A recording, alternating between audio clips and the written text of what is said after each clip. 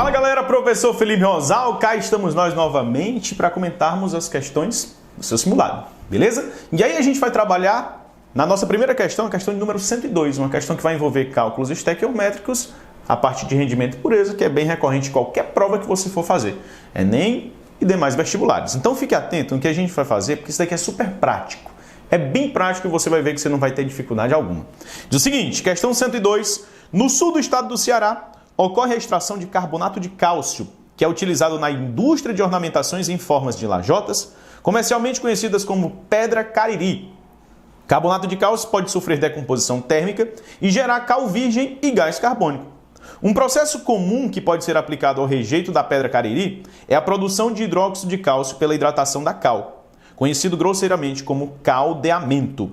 A reação ocorre em duas etapas, você já tem que ficar atento porque ele está dizendo, ocorre em duas etapas. Se ele está dizendo que ocorre em duas etapas, já é um motivo para você ficar atento. Olha só. E aí ele te dá, primeira etapa, carbonato de cálcio sofrendo processo de decomposição formando CaO e CO2, e o óxido de cálcio interagindo com a água formando hidróxido de cálcio, como o próprio texto fala. E aí ele ainda fornece como os dados as massas molares de cada elemento que a gente tem nas nossas reações.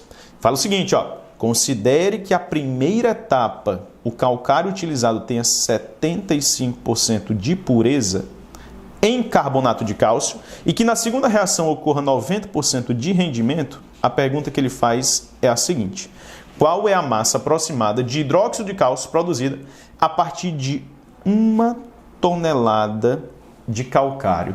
Gente, quando a gente fala em 1 tonelada de calcário, a gente está falando em 1000 quilos, não é não? A gente está falando em 1000 quilos. E aí a gente vai fazer o seguinte, observe, primeira coisa que você tem que ficar atento. Toda vez que a gente tiver uma reação sobre cálculos estequiométricos e que ele falar de pureza, a gente vai relacioná-lo sempre a quem? Aos reagentes. Imagina você fazendo um bolo. Quando você vai fazer um bolo, os ingredientes são os seus reagentes. Se você coloca algo que está fora da receita nos reagentes, você passa a ter o que se chama de impureza. Então, toda vez que a gente vai preparar um bolo, eu nunca preparei um bolo na minha vida, mas toda vez que a gente vai fazer um bolo, que eu vejo as pessoas fazendo, se você colocar algo que está fora da receita, você está colocando algo que não é puro. Você não está aumentando a pureza daquele componente, ele está ficando mais impuro.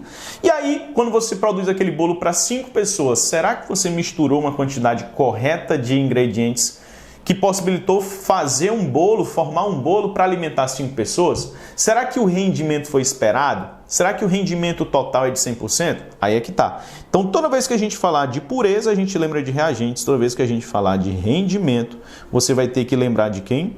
Toda vez que falar de rendimento, você tem que lembrar dos produtos. E aí, outra percepção que a gente precisa ter. Quando a gente tem reações sucessivas, como é o caso dessa reação que está aqui, nós precisamos encontrar a reação global. E como é que a gente faz para encontrar a reação global? Bem tranquilo. Você vai olhar para as duas reações e analisar quem for dos produtos de uma que foi exatamente igual ao dos reagentes da outra, você pode cancelar. É o que a gente faz com uma soma de reações. Então, se você perceber, na primeira reação, o que é que nós temos nos produtos? CaO, ele é exatamente igual ao CaO dos reagentes da minha segunda reação. Então, eu posso cancelar. E vou obter, então, a minha equação global. Quem é a minha equação global? A minha equação global é pegar o primeiro reagente da primeira reação, que é quem? CaCO3. Mas aí eu tenho um outro reagente que está na segunda reação que não foi cancelado, que é a água. Então, você soma. Tá aí. Formando quem? Como eu não tenho mais nenhum reagente, porque eu cancelei o óxido de cálcio, eu tenho o meu primeiro produto, que é o CO2. Então, ele formou CO2 e também formou o meu outro produto, que é o CaOH2. Perfeito? Tá aí. Então, essa daqui é a minha equação global. Gente, a regra é a seguinte. Toda vez que você for montar, resolver questões envolvendo cálculos que tenha rendimento e pureza, faz desse jeitinho aqui que eu vou te dizer, A primeira filazinha, uma regra de 3, tranquila. A primeira fila, a primeira informação que você vai obter é a seguinte. Colocou a massa molar do seu reagente, beleza? E aí você correlacionou com a massa molar do seu produto. E aí, como eu estou falando que produto a gente trabalha como rendimento, você vai multiplicar esse carinha pelo valor do rendimento que você tem. E aí, na segunda fila da relação da regra de 3, você vai para as informações que a questão te fornece. Essa primeira informação é só massa molar. Por exemplo, se eu for calcular a massa molar do carbonato de cálcio, ó, do CaCO3, a gente vai ter uma massa molar que vai ser de 100 gramas por mol. Beleza? Então, a massa molar do CaCO3 é de 100 gramas por mol. E se nós formos calcular a massa molar do CaOH2? Lembra disso, gente, ó. Qual é a massa molar do cálcio? Ele está dizendo que é 40. Está aqui, ó. Massa molar do cálcio é 40. Mas, perceba que você tem aqui, ó, 2 átomos de oxigênio e 2 de hidrogênio. A massa molar do oxigênio é 16. 16 vezes 2 dá quanto? 32. Mais a massa molar do hidrogênio. Quanto é a massa molar do hidrogênio? É 1. Ele fornece na questão também, ó. Só que são 2 átomos de hidrogênio. Então, você vai fazer o seguinte, 2. Então, ao todo, a massa molar do hidróxido de cálcio vai ser igual a 40 mais 32, 72 mais 2, 74 gramas por mol. Ótimo.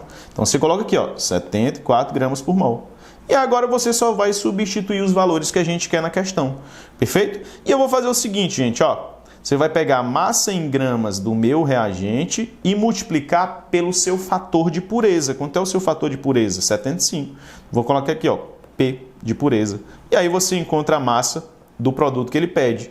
Vamos fazer isso em um outro slide para ficar mais fácil.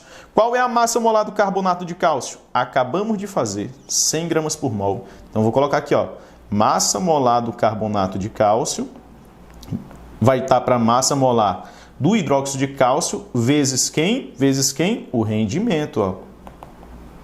E aí a minha massa em gramas multiplicado pela minha pureza vai estar para a massa em gramas do meu hidróxido de cálcio.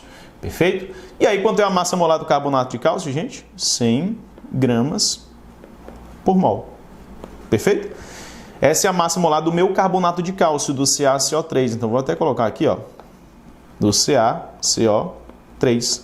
Ele vai estar para uma massa molar de quanto para o meu hidróxido de cálcio? 74 gramas por mol.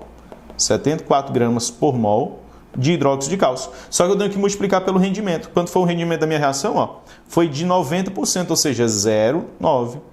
0,9. E isso vai ser para quem? Para o hidróxido de cálcio, CaOH2. E aí ele pede o seguinte, mas quando eu tiver 1 tonelada de calcário, eu vou ter quanto de hidróxido de cálcio produzido? Gente, então se você tem 1 tonelada, faz o seguinte, ó. Lembra que eu tenho que multiplicar a massa, que é de 1 tonelada, beleza? Ou seja, 1.000 quilos, vezes a minha pureza. Quanto é a pureza que a gente encontrou na questão? 75% de pureza. Então, fica 0,75. Então, isso daqui vai me dar exatamente a massa de hidróxido de cálcio. Beleza?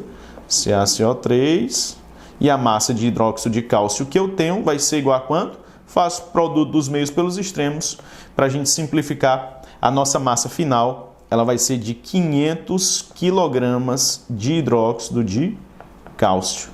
Beleza, galera? Então, se você aplicar sempre essa formulazinha aqui, ó, não tem segredo. A primeira informação, massa molar do reagente, você relaciona com a massa molar do meu produto, multiplicando a massa molar do produto pelo rendimento. Beleza? E aí a gente faz na segunda linha a informação que a questão nos fornece, porque até então a gente só relacionou as informações que a equação nos fornece, e aí você multiplica a massa de 1 tonelada, que é o dado que a questão nos fornece, pela pureza. Beleza? E aí você encontra a massa do hidróxido de cálcio, que vai ser de 500 kg. A alternativa correta, a letra D. Beleza? Valeu!